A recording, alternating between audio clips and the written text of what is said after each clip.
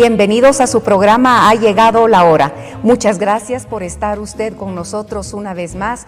Gracias por esa fidelidad al programa. Hoy compartiendo el tema, el plan de Dios para los vueltos a casar. Una realidad muy dura, una realidad que muchas veces nos toca que verla muy de cerca y a veces no comprendemos cuál es esa oportunidad o qué es lo que la iglesia le puede brindar a estas parejas que han pasado por una situación difícil. Romper su matrimonio cuando se casaron con tantos sueños, con tantas ilusiones, pensando vivir hasta la eternidad o vivir toda la vida y de repente algo surge y se rompe. ¿Qué podemos hacer entonces con esos matrimonios? ¿Cómo pueden vivir ellos esa vida con Jesús? ¿Será que hay oportunidad para ellos? ¿Será que la iglesia les abre las puertas o les cierra las puertas? Es lo que vamos a tratar de reflexionar el día de hoy con nuestro invitado, Marlon Cardona, que estará aquí con nosotros para que reflexionemos este tema. Dice la palabra de Dios en el Génesis que Dios vio que el hombre estaba solo y dijo, no es bueno que el hombre esté solo. Dios nos ha creado para vivir así, de dos en dos, en comunidad. Como seres humanos no podemos estar solos, necesitamos siempre de ese grupo de personas como la familia, como el grupo de trabajo, como nuestros amigos. El hombre es un ser social por naturaleza. Y vivir en matrimonio es uno de los anhelos más grandes de la mayoría de las personas. Y casi todos tenemos esa oportunidad de formar matrimonios. Pero ¿qué pasa cuando ese matrimonio no funciona? ¿Qué pasa cuando se rompe? Y esas heridas que se quedan en el corazón, ¿cómo poder seguir adelante? ¿Cómo hacer que ese matrimonio que se rompió no sea como un obstáculo para poder seguir adelante, y especialmente en aquellos matrimonios donde se han quedado niños? ¿Qué va a pasar con esos niños? ¿Qué es lo que la iglesia les puede brindar a esos matrimonios? Una realidad muy dura, pero que como sociedad nos toca que vivir, que como iglesia nos toca que vivir. Es algo que nosotros tenemos que afrontar. ¿Qué le vamos a proporcionar? ¿Qué le vamos a dar? ¿Qué le estamos ofreciendo a la iglesia? Alguien me compartía que lamentablemente muchas veces esos matrimonios son rechazados dentro de la iglesia. Son matrimonios que no se sienten bien porque notan el rechazo de las personas. La iglesia nunca le va a cerrar las puertas a nadie. Y el Papa Francisco nos decía que debemos de ser una iglesia de puertas abiertas. Y de eso es lo que se trata el día de hoy. Abrirte la puerta, querido hermano y hermana, si tú pasaste por esa situación. Hoy la iglesia tiene soluciones para esos matrimonios que han pasado por una cruda realidad, pero que tienen esperanza de vivir, de tener una vida y tienen derecho a ser felices. Vámonos entonces, yo les voy a presentar a Marlon Cardona, nuestro invitado del día de hoy. Bienvenido, Marlon. Entonces estamos ya aquí. Muchas gracias por haber aceptado la invitación. Es Marlon Cardona, nos conocemos hace años, hemos compartido ya muchas cosas. Yo te agradezco de verdad, Marlon, que una vez más estés en este programa. Así es que empecemos y entremos de lleno en esta cruda realidad que es esos matrimonios que se tienen que separar por diferentes circunstancias, Marlon. Comienzo, muy buen día, es una bendición estar con ustedes, poder compartir este tema que es tan interesante y que no dudo que va a ser de bendición para las personas que nos escuchan. Así es. Comienzo con este punto que tú mencionabas en la introducción, una dura realidad. Voy a leer 2 documentos, 3, un libro también, pero con relación a estos puntos. En primer lugar voy a leer el numeral 298 del libro de Amoris Laetitia del Papa Francisco. Dice, los divorciados vueltos a casar. Existe el caso de una segunda unión consolidada en el tiempo, con nuevos hijos, con probada fidelidad, con una entrega generosa, con un compromiso cristiano, conocimiento de la irregularidad de su situación y gran dificultad para volver atrás sin sentir en conciencia que se cae en nuevas culpas. En este documento, el Papa Francisco, dentro de la parte esta que habla sobre las situaciones irregulares de personas que están en una situación irregular en la iglesia, pues expone precisamente esto, que en primer lugar es una realidad. Entonces, yo te traje aquí unos datos de divorcios en Guatemala del 2009 al 2016, para que tengamos una relación de cómo estamos con relación a los divorcios. En el 2009 hubo 3.384 divorcios. En el 2010 hubo ese año 4.356 divorcios. 2011, 4.881. 2012, 5.687. 2013, 6.131. No sé si nota que va en aumento. Claro. Realmente van aumentando los divorcios. Únicamente en el 2014 tuvo una leve baja de un 7%. En el 2015 vuelve a subir un 11% a 6.421. Y en el 2016 a 6.362. Datos proporcionados por el RENAP a Wendy del Cid de un periódico nacional. Esto nos dice que es una realidad que no podemos negar, que aunque algunos queremos a veces cerrar los ojos ante esta situación, realmente yo le aseguro a las personas que nos están viendo que si hace un listado dentro de su familia, dentro de sus amigos, no va a encontrar menos del 20% de personas que han pasado por un divorcio. La estadística es más alta, yo estoy siendo como muy conservador en un 20%.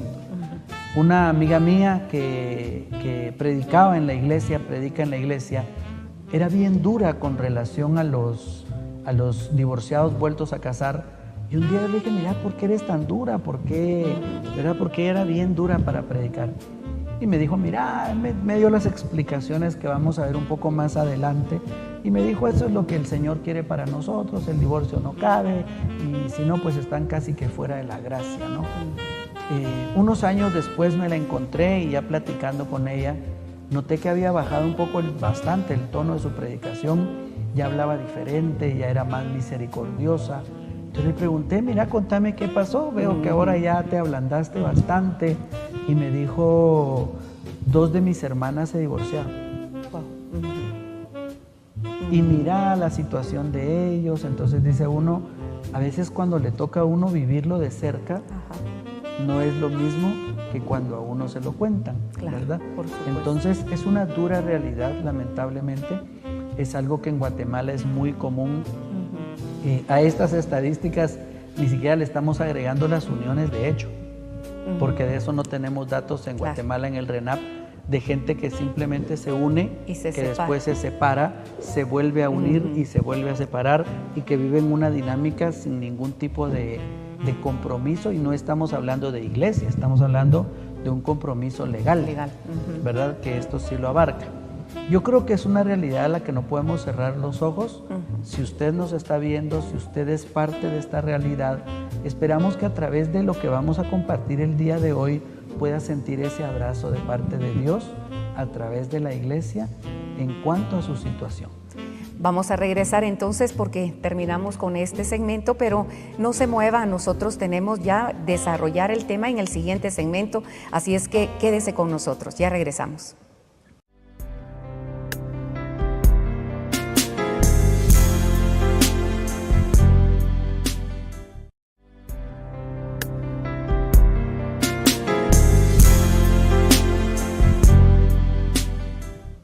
Estamos de vuelta entonces con su programa Ha llegado la hora y el tema de hoy, el plan de Dios para los divorciados vueltos a casar.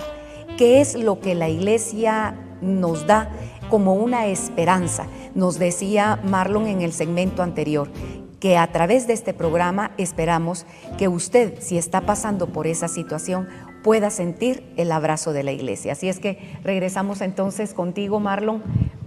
Comencemos leyendo el Catecismo de la Iglesia Católica En la parte del resumen, cuando habla sobre que la familia es la iglesia doméstica, voy a leer el numeral 1666 y en base a ese vamos a ver 4 elementos. En este segmento desarrollamos 2 y luego 2.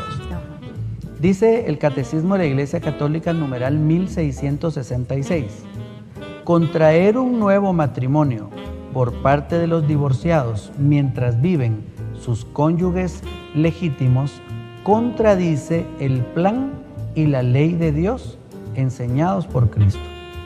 Los que viven en esta situación no están separados de la iglesia, pero no pueden acceder a la comunión eucarística. Pueden vivir su vida cristiana, sobre todo educando a sus hijos en la fe. Palabra de Dios. 4 elementos y yo quisiera que comenzáramos con esta idea. No es el ideal evangélico. Tenemos que comprender y ser claros en esto, que ese no es el ideal de Dios para las familias o para los matrimonios. O sea, el ideal de Dios no es que hagamos una serie de pruebas para ver en qué momento logra funcionarnos. El ideal de Dios es que cuando nos casamos, por eso es un sacramento, es un reflejo del amor de Cristo con la iglesia, que es por la eternidad, en el caso de Cristo con la iglesia. En el caso nuestro, pues es hasta que la muerte nos separe. Yo siempre le digo a la gente, no se vale a ayudar a nadie, ¿verdad? O sea, no se vale a darle un empujoncito para ver si termina un poquito antes. Realmente tiene que ser muerte natural. Entonces, primero, no es el ideal evangélico. En el Evangelio de San Mateo, capítulo 19, hay un texto en donde a Jesús se le acercan unos maestros de la ley y dice el texto que para ponerle a prueba, le preguntaron: Maestro, ¿le es lícito al hombre rechazar a su mujer por cualquier razón? Esa es la pregunta que le hacen. El texto es muy enriquecedor porque inicia con esta frase. Dice que se acercaron con Jesús para ponerle a prueba. Yo creo que la humanidad, el mundo, sigue poniendo a prueba los matrimonios. Nos siguen poniendo a prueba. Nos dicen que no funciona, nos dicen que eso no sirve, que la iglesia es demasiado cuadrada, que no debería de ser tan complicado. Una persona no católica con quien nos encontramos una vez, que había vivido un divorcio y un volverse a casar, solo que en otra iglesia no católica, me dijo: es que la iglesia es demasiado estricta, me dijo, y la iglesia es muy cuadrada, me dijo ella. Entonces yo busqué otra alternativa y yo le dije a ella: mira, yo creo que uno debe de vivir de acuerdo a la fe que profesa. Claro. No puedo estar en este lugar viviendo solo lo que me gusta y no aquello que no me gusta. Realmente vivo en este lugar y vivo de acuerdo a las reglas del lugar donde yo practico mi fe. Ellos practican una fe distinta, pues piensan de manera distinta. Creo que nos siguen poniendo a prueba, creo que nos siguen preguntando si es lícito repudiar a la esposa. Habría que profundizar el texto, pero en la época de Jesús, dentro de las normas que estaban en las leyes judías, pues Moisés había hecho una salvedad de que aunque era para toda la vida, el esposo podía repudiar a su mujer por cualquier razón, ¿verdad? Porque ese es como contradicen a Jesús, ¿no? Pero ¿por qué Moisés dijo que sí se podía? Jesús dice que fue por la dureza del corazón de su tiempo. En esa época, si la esposa se ponía fea, la podían devolver. Si no le gustaba o se le caía un diente, la podían devolver. Si no hacía bien los tamales, que no hacían tamales, pero en los panes ácimos, había que devolver. Realmente el esposo podía repudiar a su esposa por cualquier razón. En base a esta ley es que San José, pues en su momento, pensó repudiar a la Virgen María porque ella le dice que está embarazada y no es de él. Aquí vemos al hombre sobresaliente. Aquí vemos a San José como el hombre íntegro que era, que cuando Dios le persuade en sueños, está dispuesto a asumir una paternidad que no era de él. Esa grandeza es la que Jesús, creo yo, refleja en el Evangelio. En cuando dice que al principio no era así. Aquí hay un dato muy, muy bonito dentro del texto este de San Mateo 19, que lo que estamos viendo es que no es el ideal evangélico, ¿no? Entonces, cuando Jesús dice que salvo el caso de concubinato, sí la puede rechazar, el estudio de la Biblia de Jerusalén al pie de la página nos dice esto. Dice que el término que aparece ahí es porneia, es el griego porneia, que quiere decir fornicación. Pero ese término no se aplica en el contexto de lo que Jesús está hablando, porque la fornicación es un pecado que tiene que ver con la gente que no se ha casado, ¿verdad? Fornicar es tener relaciones fuera del matrimonio sin estar casados. El término que debió aparecer ahí en el texto de San Mateo es moigeia, que sí quiere decir adulterio, pero aparece porneia. Ahora, el estudio de la Jerusalén dice que seguramente el término que debieron haber puesto es zenut. Disculpen con tantas palabras raras, pero el término zenut significa o una prostitución sagrada o un incesto, que eso sí era prohibido por los judíos. O sea, los judíos sí prohibían que una persona que se casara, la mujer se prostituyera, o que a veces dentro de la cultura griega un papá tomaba a su hija por esposa. Entonces, a lo que Jesús se refería es que hay relaciones antinatura, que no cumplen con los requisitos del matrimonio.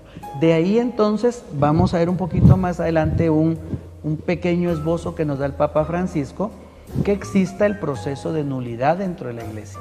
¿Por qué? Porque el proceso de nulidad es un proceso a través del cual la iglesia puede declarar que un matrimonio es nulo o no es válido por las circunstancias tan particulares que se vivieron.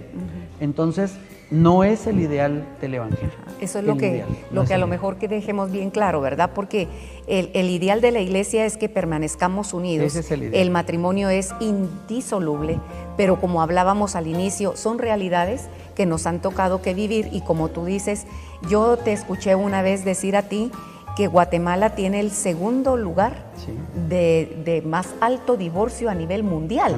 O sea, en Guatemala estamos viviendo ahorita una crisis de matrimonio tremenda, y al darnos cuenta con la juventud, Marlon, ¿qué es lo que piensan? Primero, no se quieren casar, quieren una unión de hecho, y a lo que le huyen es a la responsabilidad. Y segundo, también no hemos dado ejemplo de matrimonio, y muchas veces esos muchachos se han formado en hogares donde la situación ha sido bien difícil, bien complicada, y entonces ellos no quieren arriesgarse a eso, ¿verdad? No quieren vivir esa vida. Y eso es lo que muchas veces estamos transmitiendo a la juventud, y por eso es la razón que ellos pues no quieran casarse, ¿verdad? Exacto. Pero realmente la iglesia sigue pensando que esto, y Jesús fue quien lo dijo, no fue nadie más que él. Exacto. Lo que Dios unió, que no lo separe el hombre. Ese es el ideal, pero aquí entramos, bueno, al desarrollo que hace el Papa Francisco en este documento de la alegría del amor, en donde no están separados de la iglesia. Quizás esa es la parte como más dura, y hoy quisiéramos que pudiéramos sentirnos acogidos. Hay cosas que no podemos experimentar dentro de la iglesia, van a haber consecuencias, ya vamos a hablar de eso, pero la iglesia abre sus brazos a los divorciados vueltos a casar. Aun cuando el sacramento no pueden ser parte de ese sacramento, son parte de la misericordia de Dios, son parte del pueblo de Dios, son parte de la iglesia misma. Claro. O sea, no es una parte rechazada. Tanto así que cuando el Papa Francisco toca este tema en Amoris Laetitia, lo llama acompañar, discernir e integrar la fragilidad. Qué bonito. Mira qué bonito. Qué lindo. La fragilidad, ¿por qué? Porque ciertamente no todos tenemos la misma fortaleza. Claro. Hay en toda organización, en toda cultura, hay personas fuertes, hay personas que son más fuertes, ¿no? Que pueden sostener una relación como debe de ser, pero también hay personas más frágiles, que tienen una historia distinta, que tenían expectativas distintas, que se encuentran con una persona, yo les llamo, a veces nos casamos o se casan con un eterno adolescente, con el síndrome del Peter Pan, ¿no? ¿Y cuántos casos hay de esposas cuyos esposos no les cayó el 15 de que se habían casado. Siguieron parrandeando los viernes, siguieron parrandeando los sábados, siguieron teniendo aventuras en la calle. Mujeres que también no saben asumir sus roles dentro de la familia y que también hacen lo mismo. Claro. Ileana, sí. que se van de parranda, que dejan bueno, me toca a mí mi ladies night, dicen en mi pueblo, ¿verdad? Sí. Y se van de parranda los viernes o los sábados Ajá. y pasan recomendando a los hijos.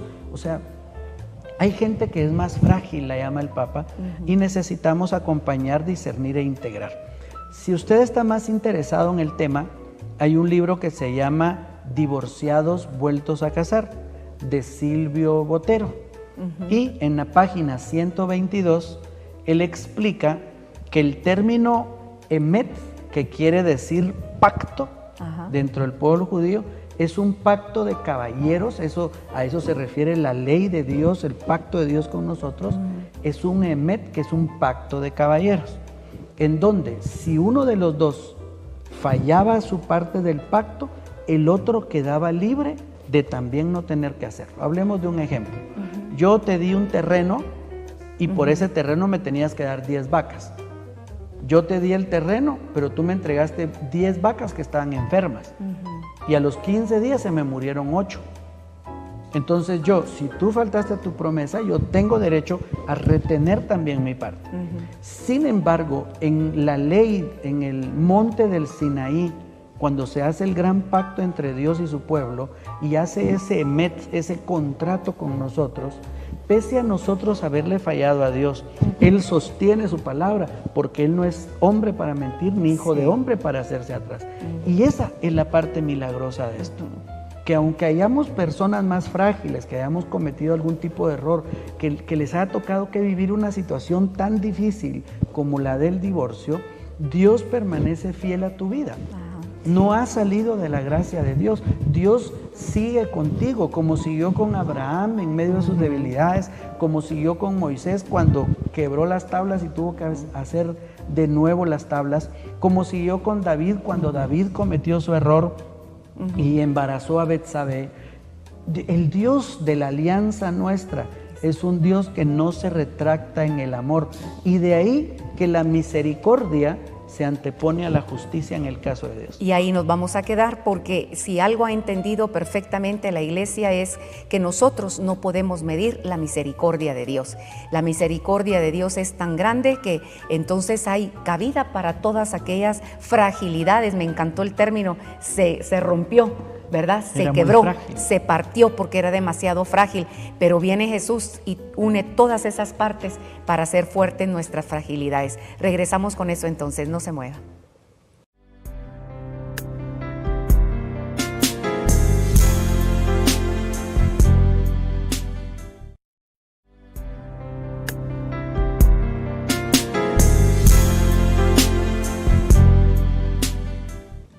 Regresamos entonces con su programa Ha llegado la hora, y el tema que estamos reflexionando es el plan de Dios para los matrimonios divorciados vueltos a casar. Y hablábamos en el segmento anterior de la misericordia de Dios que tiene con estos matrimonios. Entender que la gracia de Dios está ahí. Con eso nos habíamos quedado, Marlon, y entonces ¿qué más podríamos agregar a esto de la misericordia y la gracia? El amor de Dios supera nuestros errores y nuestras faltas. Es mucho más grande que nuestras faltas. En el numeral 296, siempre de Amoris Laetitia, dice que no debemos de sentirnos condenados, que cuando una persona vive este tipo de situaciones y ha sido más frágil, no debe de sentirse condenado. Esta es la voz de la Iglesia y es lo que yo más quisiera dejarles a ustedes en el corazón. Y tal vez te interrumpo un ratito ahí, Marlon, porque yo sí he visto la experiencia de muchos matrimonios en los cuales se sienten rechazados, por ejemplo, en las comunidades, ¿sí? Donde no les dan espacio, donde no los dejan participar, donde los hacen sentir como que están fuera de... Y no es la realidad de la Iglesia. La realidad de la Iglesia es una Iglesia de puertas abiertas, una iglesia misericordiosa. Y nosotros como miembros de esa iglesia debemos de tener esa experiencia de la misericordia con nuestros hermanos que vienen quebrados, que vienen lastimados, que ellos no querían eso, ellos soñaron con un matrimonio, pero no se dio. Y es una realidad diferente a la nuestra. Por eso es que a veces nos cuesta comprenderla. Las personas que no lo han vivido no lo comprenden, porque dicen, no, pero pues si tan fácil que es llevarse uno. Sí, mira, yo y mi esposa, sí, pero gracias a Dios usted encontró a alguien muy saludable y usted también saludable de su corazón y de sus emociones. Pero algunas personas vivieron situaciones que realmente no permitían ni siquiera la convivencia. Entonces, no sentirnos condenados. Oigan esto que es la voz de la iglesia, no sentirnos condenados aún cuando gente de la iglesia nos condene, comunidades que nos condenan, a veces religiosos o religiosas, puede ser el mismo sacerdote que tal vez sea muy drástico y que no comprenda o rechace a estas personas. La iglesia como tal no tiene un rechazo hacia las personas más frágiles. Y en el 297 siempre Amoris Laetitia dice algo hermoso: nadie puede ser condenado para siempre. No es la lógica del evangelio.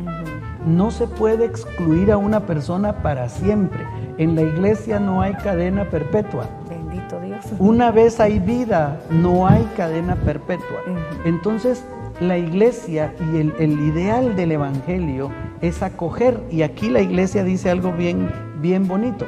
Dice que desde los inicios de la iglesia, la dinámica de la iglesia ha sido marginar e integrar. Cuando se hablaba de la circuncisión, y se da el primer concilio de Jerusalén en el capítulo 15 de Hechos de los Apóstoles, aparece que se rechazaba a los paganos, y el concilio es para discutir el punto y para decir no, hay que acogerlos aunque no estén circuncidados. Entonces, la dinámica de la iglesia es marginar y reintegrar. Yo recuerdo muy bien que fui a predicar a una cárcel en Guayaquil. Estando en Ecuador me llevaron a una cárcel a predicar, y cuando entro a la cárcel y voy entrando, me sorprende el rótulo que hay en una de las paredes viejas y desboronadas de la cárcel de Ecuador. Estaba el texto de Isaías 51:14 y dice: pronto saldrá libre el que está en la cárcel, no morirá en el hoyo, no le faltará el pan. Ellos, al entrar a la cárcel, lo primero que veían era el texto de Isaías 51:14. Pronto saldrá, no morirá en el hoyo. Entonces, y tú decías, te voy a retomar y te voy a interrumpir, perdón. Por favor. Esa parte que tú dijiste, en la iglesia no hay cadena perpetua. Sí. Y yo le agregaría, y tampoco pena de muerte. Sí. Porque nuestra iglesia no habla de un Dios muerto. Habla de un Dios que da vida, de un Dios que sana, de un Dios que transforma, de un Dios que libera. Entonces, nosotros como miembros de esa iglesia debemos de tener muy claro. Y me encanta lo que encontraste en esa cárcel, pues, porque eso te da vida. Cometiste un error, pero hay una esperanza, hay una puerta que se puede abrir. Sí. Y eso es la iglesia, una puerta que se abre en el momento difícil de tu vida. Una iglesia que siempre va a estar dispuesta, porque Jesús lo dijo, Marlon, yo no he venido por los que están sanos. Exacto. Yo vine por los que están enfermos. Exacto. Aquí regreso al numeral 298 que leía al principio, siempre de Amoris Laetitia. Los divorciados vueltos a casar. Existe el caso de una segunda unión consolidada en el tiempo, con nuevos hijos, nueva probada fidelidad, una entrega generosa, un compromiso cristiano, conocimiento de la irregularidad de su situación y dificultad para volver atrás sin sentir en conciencia que se cae en nuevas culpas.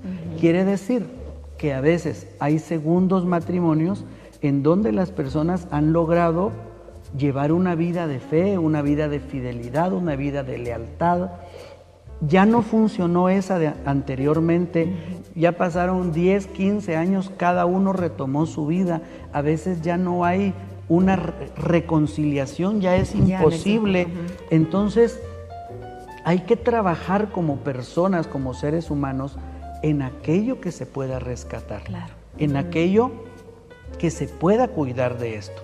Por supuesto, voy al tercer punto de lo que leímos en el catecismo, no pueden acceder a la comunión eucarística, no se puede. No se puede acceder al sacramento de la confesión porque uno de los requisitos en el sacramento de la confesión es el propósito de enmienda. Y si la persona no está dispuesta a romper esa relación, porque igual se haría tal vez hasta más daño en decirle a la persona, abandone ahora esta segunda familia, deje a sus hijos pequeños y váyase a vivir solo. Y como tú decías al principio, no somos seres básicamente llamados a vivir en la soledad. Si esta persona no puede vivir en la soledad, va a resultar con una tercera relación o cayendo en algún otro tipo de faltas y errores. Entonces, esto es lo que se puede salvar. Entonces, no nos pueden dar el sacramento de la reconciliación. Sí podemos tener un sacerdote amigo con quien compartamos, convivamos, con quien tengamos una dirección espiritual, eso sí puede haber, y tampoco se puede acceder a la Eucaristía. Aquí entro así un pequeño esbozo de lo que es la nulidad. Yo he tenido la oportunidad de compartir con personas que están buscando este proceso y trato de acompañarles un poquito. En Amor y Laetitia, en el numeral 292, el Papa hace notar que para que un matrimonio sea válido, no está hablando directamente de nulidad, pero dice que para que sea válido tiene que ser, por ejemplo, la unión entre un hombre y una mujer, tiene que haber donación recíproca de amor exclusivo y tiene que estar abierto a la vida. Entonces, ¿qué sucede? Hay casos particulares en donde, por ejemplo, las personas se casaron con un nivel de madurez muy bajo y ese matrimonio podría ser declarado nulo si se comprueba que en el momento del matrimonio, por ejemplo, los dos no tenían la madurez necesaria para asumir los roles del matrimonio. A veces, por ejemplo, un engaño, una persona que yo conocí en este caminar me contó que se casó con alguien que había estado casado por lo civil, con ella se casó por la iglesia, pasaron varios años y no podían tener familia, y él le dice a ella, fíjate que yo no te había querido decir que me hice la vasectomía, como yo ya tengo hijos, pues entonces vivamos tú y yo juntos, casados por la iglesia. Se llevó el proceso. Entonces también hay luces de esperanza para situaciones en donde el matrimonio, muy concretas, donde el matrimonio puede ser declarado nulo en algún momento. No todos aplican, ¿verdad? No todos aplican, así como no podemos condenarlos a todos, tampoco podemos abrir la puerta, y esto lo dice el Papa en este documento, que algunos esperaban con este documento y con el sínodo, el Papa va a dejar que se vuelvan a casar los divorciados, y no es así de sencillo, no es realmente así de sencillo. Sin embargo, no se puede condenar a todos, pero tampoco a todos se les puede aplicar una misma norma. Para eso la Iglesia tiene procesos específicos. Y voy cerrando ya con esto. Pueden vivir, dice el Catecismo numeral 1666, su vida cristiana educando a sus hijos en la fe. Quiere decir que hay una parte que sí podemos vivir. En la parroquia donde yo asisto, siempre en la misa, cuando es el momento de la comunión, pasa un ministro extraordinario y hace la comunión espiritual.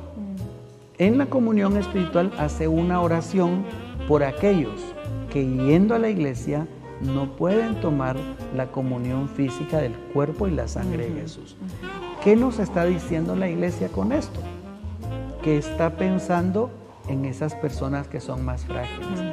Siéntase abrazado por Jesús cuando llega la Eucaristía, porque en esa comunión espiritual el Señor llega a comulgar con usted, no a través del sacramento, porque eso no es posible bajo esas circunstancias, pero sí es el Señor acercándose a cada uno de nosotros. intégrese a una comunidad. Hay algunos servicios que quizás no se puedan hacer. Por ejemplo, no se puede ser ministro extraordinario siendo divorciado, vuelto a casar, pero sí se puede liderar una comunidad, se puede acompañar a gente. La pastoral social. La pastoral social. Que serían de mucho beneficio, ¿verdad? ¿Verdad? Sí. Inclusive acompañando a otros matrimonios que pasan por problemas, claro. Pues quién mejor que alguien divorciado, vuelto a casar, le puede decir, mira, yo sé qué es eso y no te lo recomiendo. Claro. Si usted, yo ya di ese paso hace 20 años, pero si ustedes se lo pueden evitar, claro. Entonces podemos inclusive servirle a otras personas. O sea, realmente hay espacios dentro de la iglesia en donde nosotros podemos movernos. Alguna vez alguien me preguntó, mire hermano, y es que un padre parece le había dicho que como ellos no estaban casados, no le podían bautizar al niño. Ay, no. Eso no es cierto. Eso no es cierto. Eso no es cierto. La iglesia jamás le va a negar el bautismo a un niño por las decisiones o errores de los padres. Tenemos derecho a que nos den el bautizo de nuestros hijos. Yo quiero que vea que la iglesia no está cerrada a estas personas más frágiles, que realmente acompaña, discierne y trata de integrar. Por supuesto, queridísimos hermanos, hay consecuencias que cargar. Claro. Pongo el ejemplo, la persona que fumó 40 años de su vida, viene y entra a la iglesia y le dice, Señor, que se me vaya esta flema. Claro que Dios la puede sanar. Pero es muy probable que le toque pasar, creo que son 15 años, para que el cuerpo se desintoxique de 40 años de fumar cigarro. Entonces la gente en su desesperación busca la iglesia esperando que todo el pasado se borre, y es algo que no se hace así de sencillo. Yo escuché una vez un término, y con esto cierro, que decía que el Señor siempre perdona nuestros pecados, pero no siempre nos quita las consecuencias de nuestros pecados. Una persona que asesinó y está en la cárcel puede alcanzar la salvación, pero va a tener que terminar de purgar su pena. Su pena, claro. Y con eso entonces nos vamos a ir cerrando ya este segmento, y agradecerte a ti, Marlon, muchas gracias, porque el objetivo de este programa era hacerle ver a usted, si pasó por esa circunstancia, las puertas de la iglesia están abiertas. No pongamos nuestra mirada en lo que no tenemos, porque casi siempre ahí es donde nos perdemos.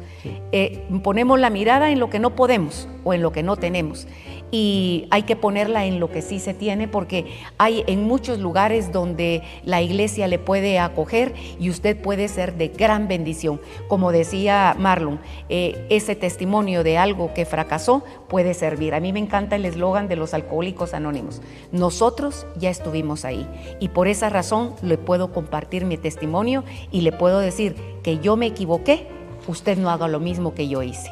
Gracias, Marlon, de verdad, una bendición tenerte aquí, y pues esperamos poder compartir contigo otros temas que siempre nos edifican mucho. Así es que te agradecemos. Despídete ya de tus televidentes que hoy te acompañaron. Numeral 307. Hoy, más importante que una pastoral de los fracasos, es el esfuerzo pastoral para consolidar los matrimonios y así prevenir las rupturas. Hay que trabajar con la gente que hoy pasa dificultades, y ahí usted nos puede ayudar. Su testimonio es muy importante. Muchas gracias. Regresamos entonces con la noticia de la semana. No se mueva, ya estamos de vuelta.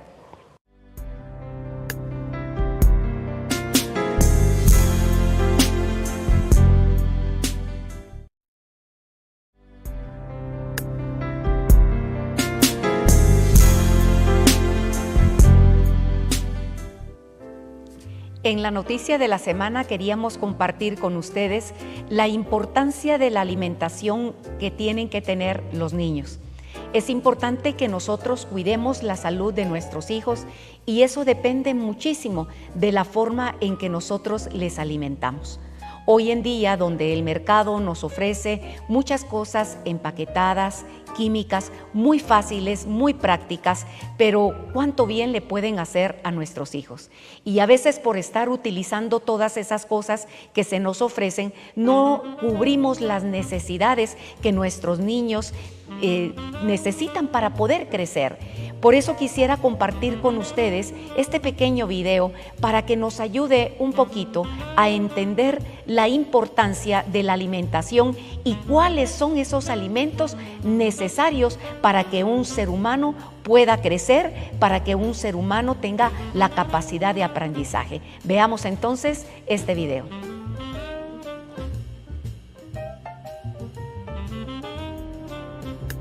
Ha llegado la hora de la noticia de la semana.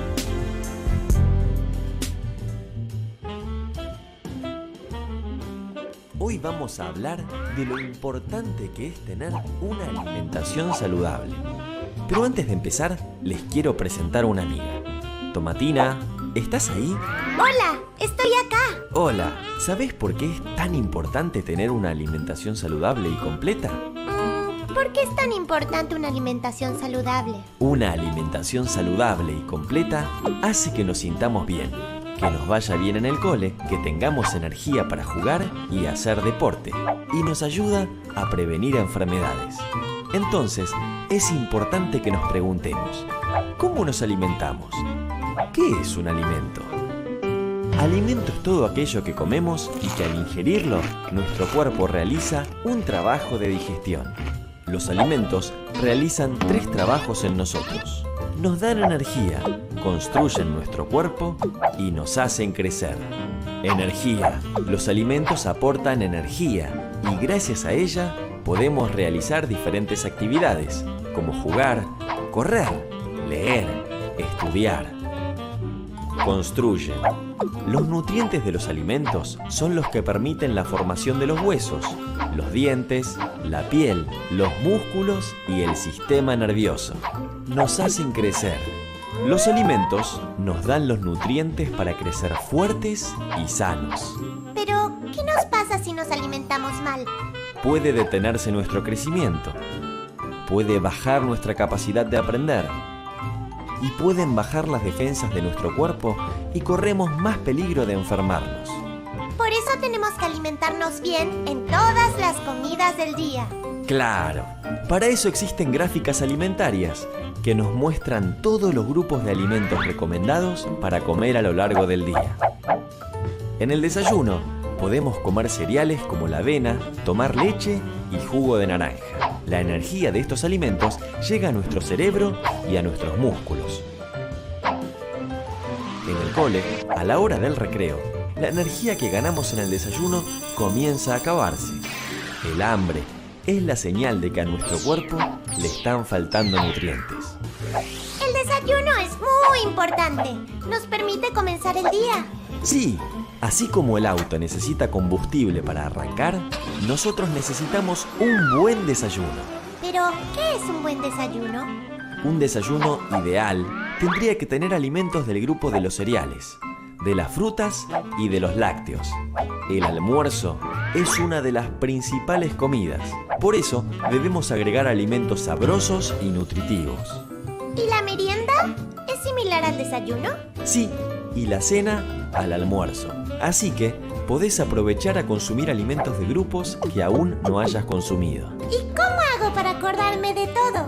Te propongo una regla fácil de recordar, la regla del 80-20. Del 100% de lo que comemos en el día, al menos el 80% tienen que ser alimentos necesarios. El 80% alimentos necesarios. Y hasta el 20% pueden ser alimentos no necesarios. Y el 20% alimentos no necesarios.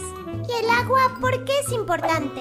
El agua es muy importante para que nuestro cuerpo funcione correctamente. Si bien a través de los alimentos nuestro cuerpo recibe agua, es muy importante tomar 2 litros por día, que es igual a 8 vasos. Para tener una vida saludable, es importante alimentarnos bien y hacer actividad física diariamente, al menos 30 minutos a lo largo del día. ¿Cuáles son los beneficios de la actividad física?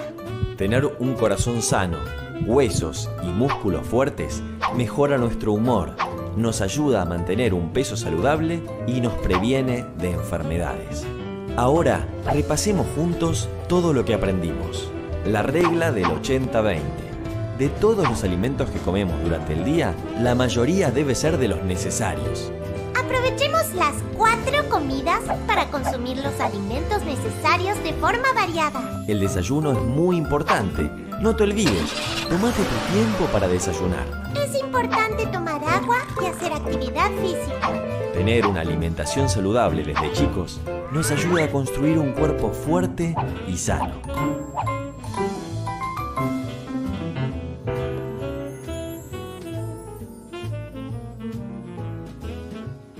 Vemos entonces la importancia de tener una buena alimentación. Los niños están en ese proceso de crecimiento y si nosotros no cuidamos la alimentación, esos niños tienen problemas al momento de crecer y sobre todo en el momento de aprender, que es uno de los grandes pecados, podríamos decir, que como sociedad tenemos cuando vemos a niños desnutridos.